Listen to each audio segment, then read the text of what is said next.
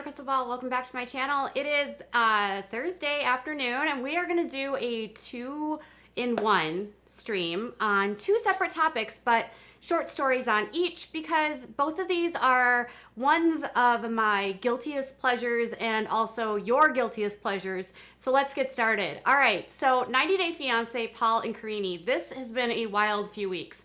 It all started on July 30th when there was police involvement at Paul and Karine's home.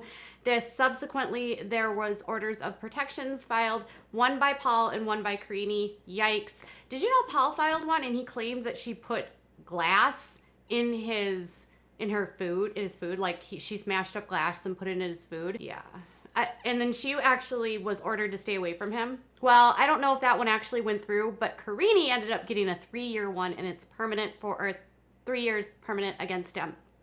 And she had all kinds of allegations in hers about how he had cameras all over the house, physical things that had happened, other things that had happened that were not good, and the fact that he controlled everything from her passport to her movements to her financial status to not even allowing her to go back to her home country of Brazil. So this has been a lot of back and forth, and Paul has been making all kinds of claims all over social media about it. Now, one thing that Paul has said is that he made this post a few days ago. I knew in my heart, I never knew in my heart I could feel such pain. I always took for granted that my son would be around me every day, waking up to his smiling face, playing and going on long walks. I never want to date or remarry to ever feel this pain again. To not be a part of your children's life, born and unborn, is beyond painful. I regret oversharing private matters on social media and to other people. I regret taking for granted my family would be together forever. To all of the fathers out there, keep your ears and hearts open, your mouth shut when you are upset, and listen, forgive, do not hold grudges, and treat your wife and mother of your child like it's the last day of your life with them.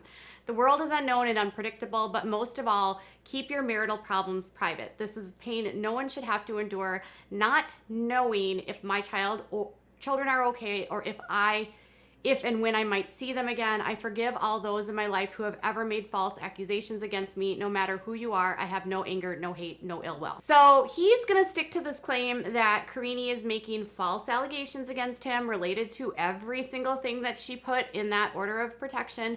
And Karine actually responded on Instagram by sharing a post that said, "Narcissists rewrite history to escape accountability." And then she shared one about ABUSER, and it says, "They'll manipulate and they'll lie to you. And when you no longer give them that power, they'll try to manipulate your family and the people close to you instead." ABUSERs want everyone to hate you just as much as they do. It's sick. Their lack of morals and integrity is sick. The amount of hate they harbor in their hearts is sick, as are their sociopathic traits.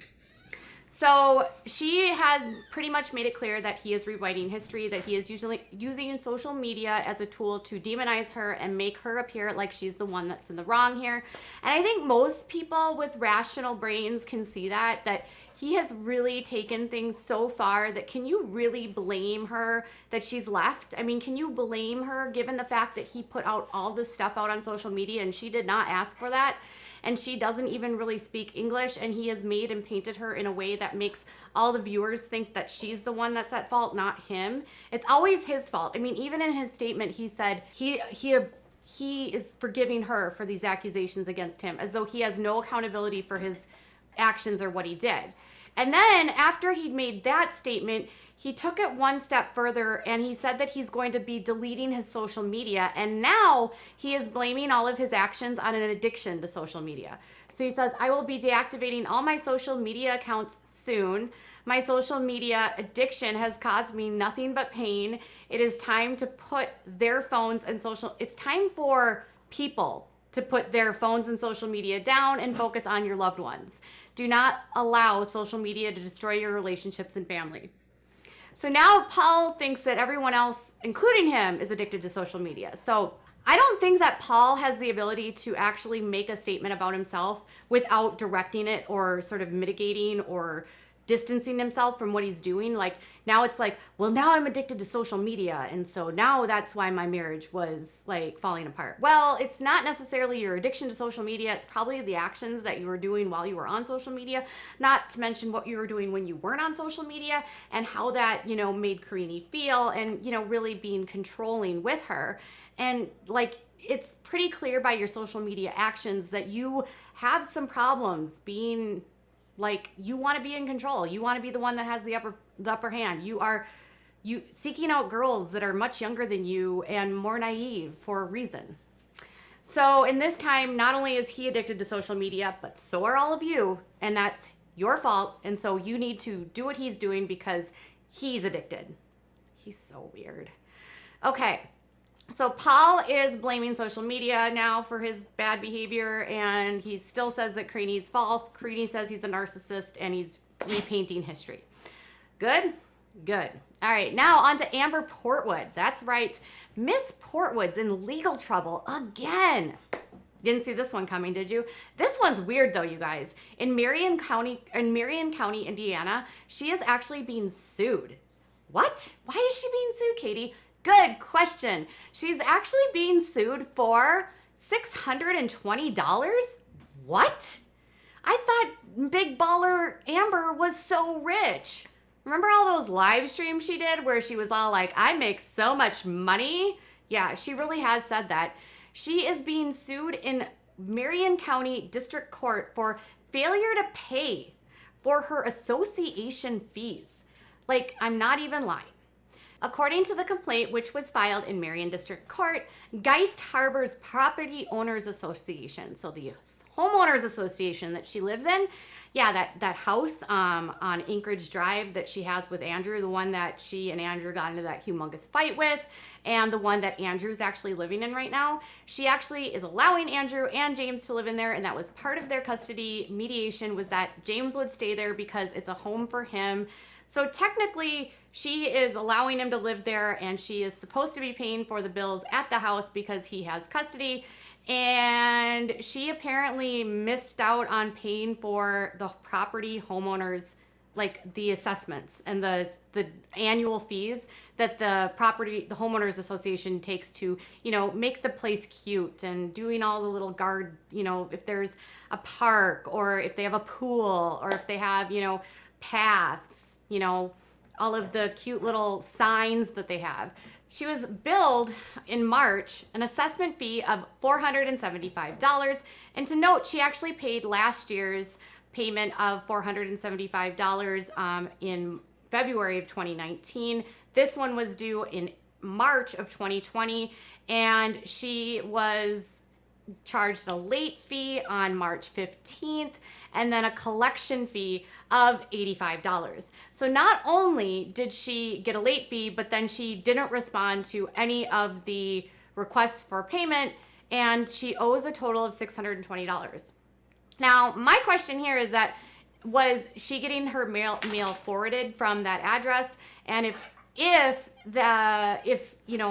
Andrew's living there, is he the one that's getting that mail? Or has she made her forwarding address so that they know how to get a hold of her? Would Andrew be the one that should have to pay for that? Like, who is supposed to be paying for this? My guess is she does. She's the one that's on the title. She's the one that's on the paperwork for the homeowners association.